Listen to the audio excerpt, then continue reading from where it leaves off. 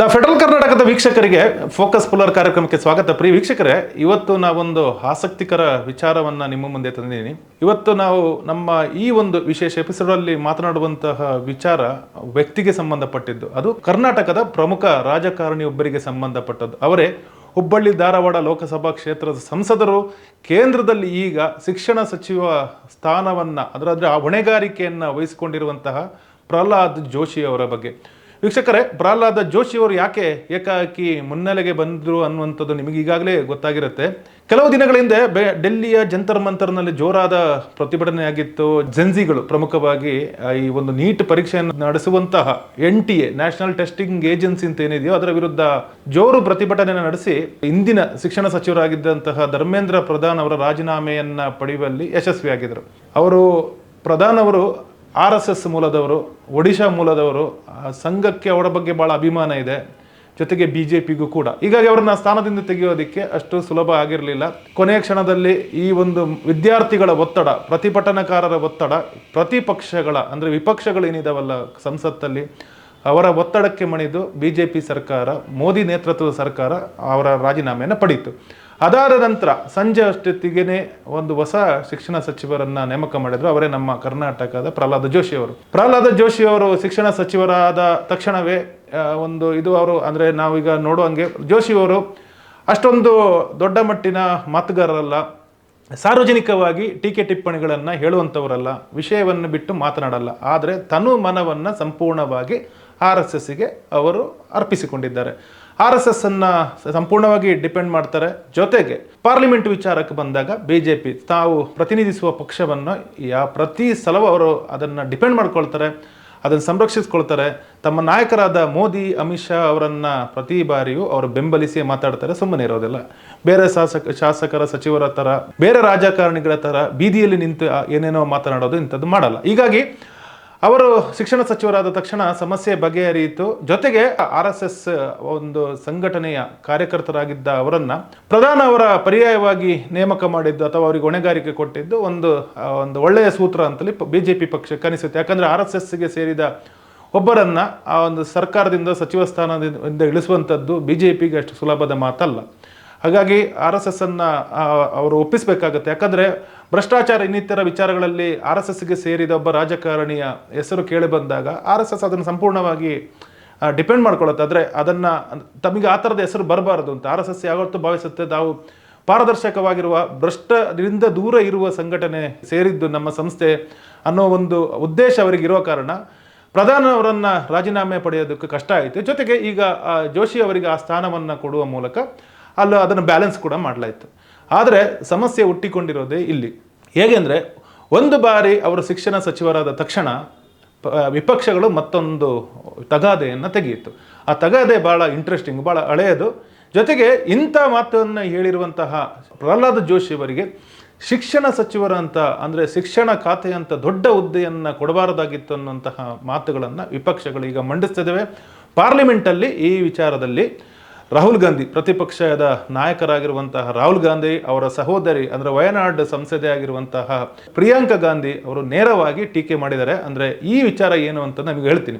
ಗೋಧ್ರಾ ಹತ್ಯಾಕಾಂಡ ಏನು ಗುಜರಾತಲ್ಲಿ ನಡೀತಲ್ಲ, ಆ ಸಂದರ್ಭದಲ್ಲಿ ಬಿಲ್ಕಿಸ್ ಬಾನು ಒಬ್ಬರು ಲೇಡಿಯನ್ನು ಅತ್ಯಾಚಾರ ಮಾಡಿ ಹಲವು ಅವರ ಕುಟುಂಬದ 7 ಮಂದಿಯನ್ನು ಕೊಲೆ ಮಾಡಿದ್ರು ಅನ್ನುವಂಥ ಒಂದು ಪ್ರಕರಣ ಆಗ ದೇಶಾದ್ಯಂತ ತಲ್ಲನ್ನು ಸೃಷ್ಟಿಸಿತ್ತು. ಆ ಪ್ರಕರಣದಲ್ಲಿ 11 ಮಂದಿಗೆ ಶಿಕ್ಷೆ ಆಯಿತು. ಆ ಶಿಕ್ಷೆ ಆದ ಬಳಿಕ ಅವರು 15 ವರ್ಷ ಶಿಕ್ಷೆ ಅವರು ಜೈಲಲ್ಲಿ ಕಳೆದ ನಂತರ ಗುಜರಾತ್ ಸರ್ಕಾರ ಅವರನ್ನು ಬಿಡುಗಡೆಗೊಳಿಸಿತು.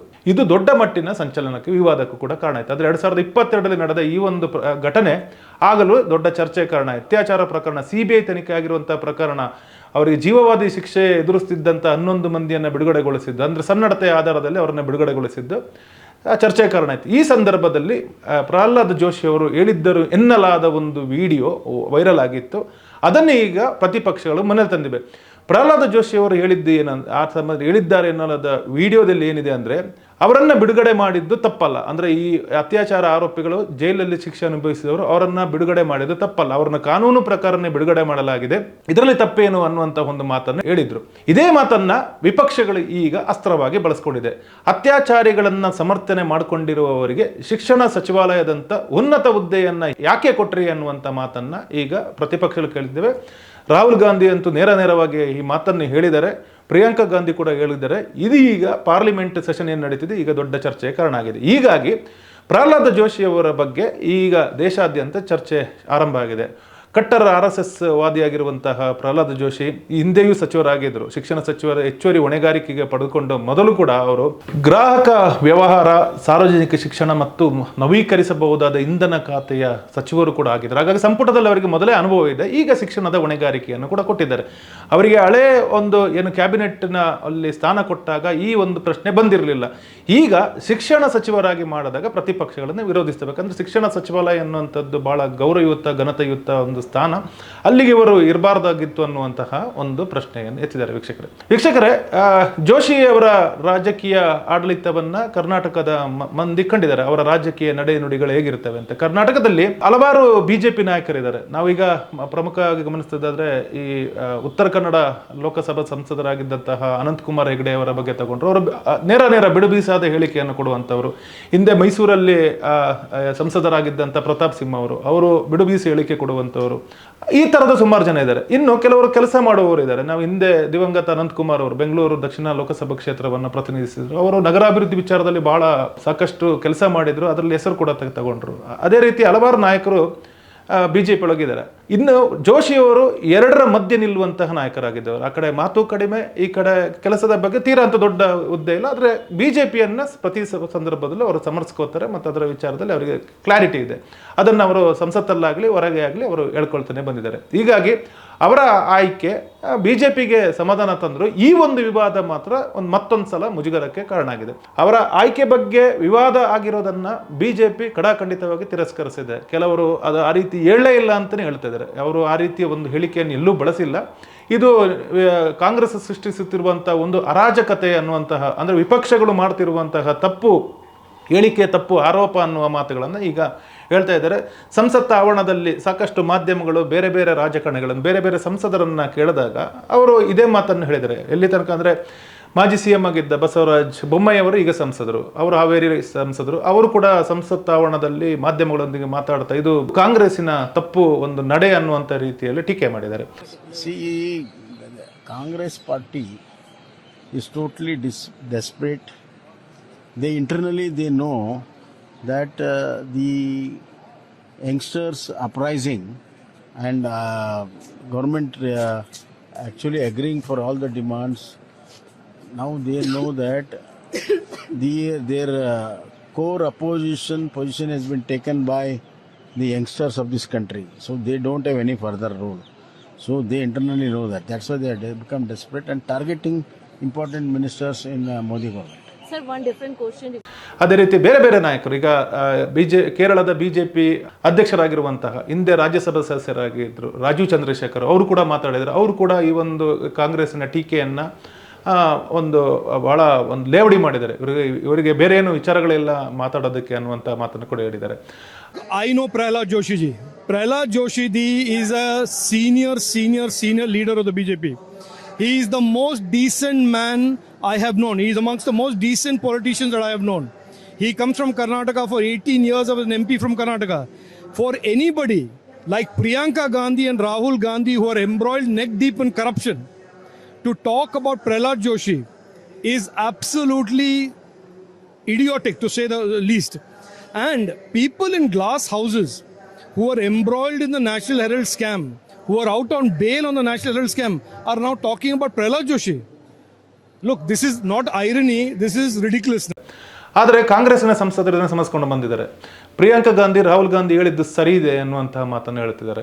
ಎಲ್ಲಿ ತನಕ ಅಂದರೆ ಈಗ ಪ್ರಿಯಾಂಕಾ ಸ್ವತಃ ಪಾರ್ಲಿಮೆಂಟ್ ಆವರಣದಲ್ಲಿ ಮಾಧ್ಯಮದೊಂದಿಗೆ ಮಾತನಾಡಿದಾಗ ರಾಹುಲ್ ಗಾಂಧಿ ಅವರು ಮತ್ತೊಂದು ಸಲ ಅದನ್ನು ಪುನರುಚ್ಚಾರ ಮಾಡಿದ್ದಾರೆ. ಇದು ಶೇಮ್, ಈ ಥರದ ಇವರಿಗೆ ಯಾರು ಬೇರೆ ಸಿಕ್ಕಿಲ್ವಾ ಶಿಕ್ಷಣ ಸಚಿವರನ್ನಾಗಿ ಮಾಡೋದಕ್ಕೆ ಅನ್ನುವಂತಹ ಮಾತನ್ನು ಕೂಡ ಹೇಳಿದರು. ಜೊತೆಗೆ ಬೇರೆ ಬೇರೆ ಕಾಂಗ್ರೆಸ್ಸಿನ ಸಂಸದರು ಕೂಡ ಇವರ ಮಾತನ್ನು ಪುಷ್ಟೀಕರಿಸಿ ಹೌದು ಅವರು ಹೇಳಿದ್ದು ಸರಿ ಇದೆ, ಅತ್ಯಾಚಾರಿ ಬಲಾತ್ಕಾರ ಮಾಡೋದವನಿಗೆ ಯಾವ ಸ್ಥಾನ ಯಾಕೆ ಬೇಕಾಗಿತ್ತು ಅನ್ನುವಂತಹ ಮಾತನ್ನು ಒಂದು ಹೇಳ್ತಾ ಇದ್ದಾರೆ ವೀಕ್ಷಕರು.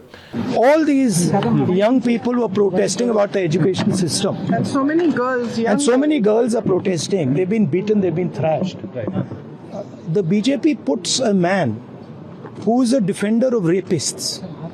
That's the most filthy type of man. There can be no filthier man than somebody who says that rapists need protection. That is the education minister of India today. It's strange. It's a strange reaction from the Prime Minister that there are so many people in his cabinet. He could have chosen any one of them.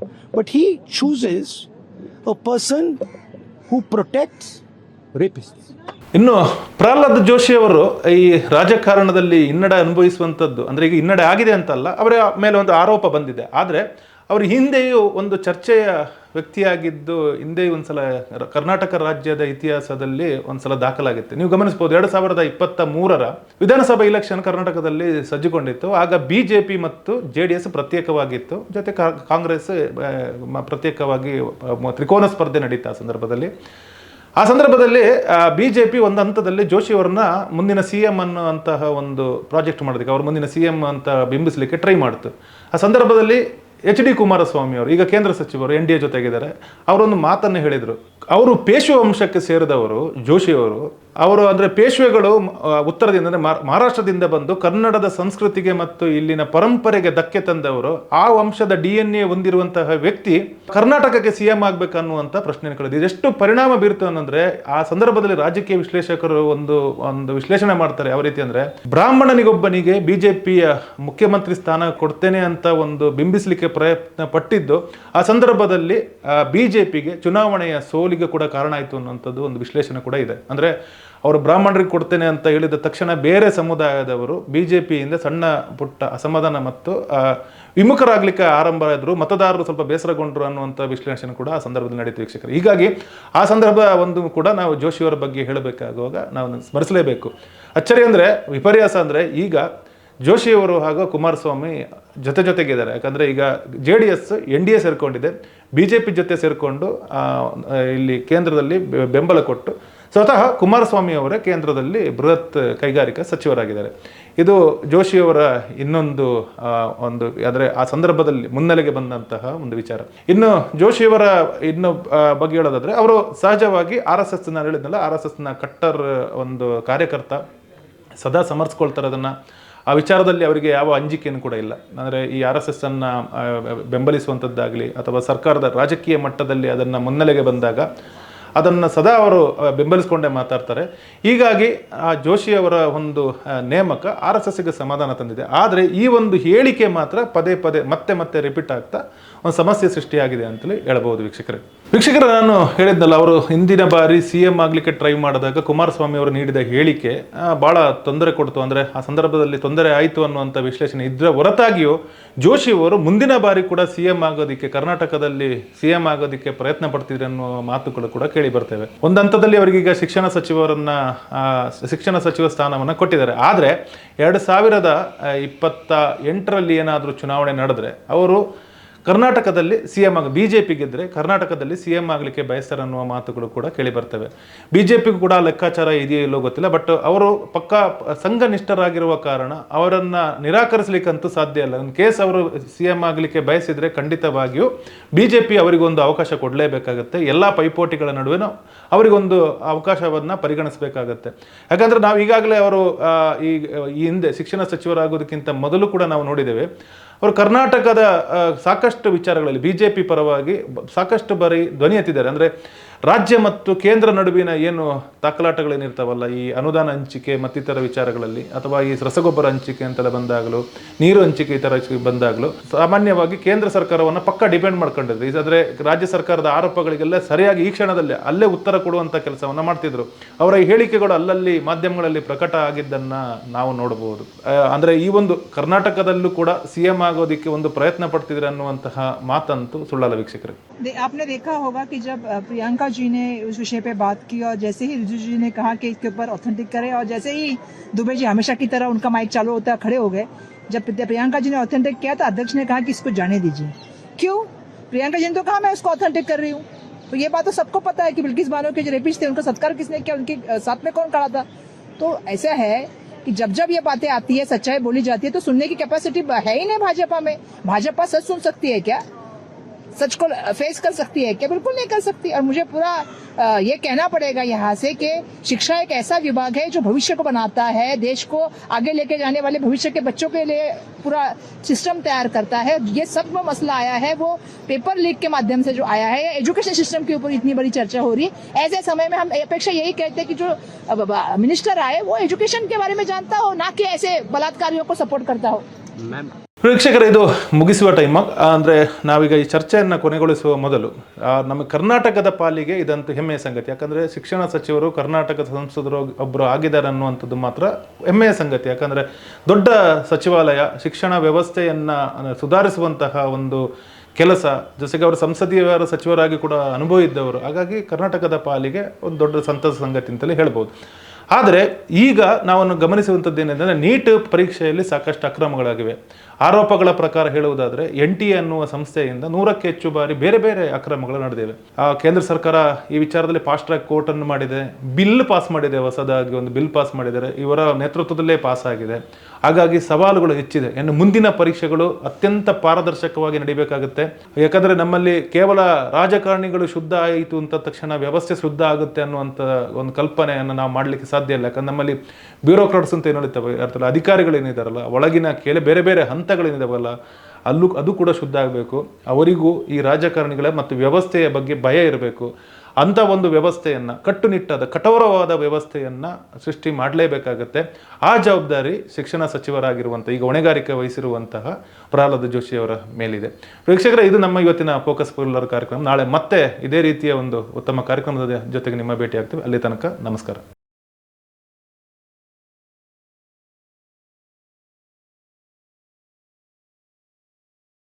ಹೆಚ್ಚಿನ ಸುದ್ದಿ ಅಪ್ಡೇಟ್ಗೆ ಈಗಲೇ the federal Karnataka YouTube page ಅನ್ನು subscribe ಮಾಡಿ.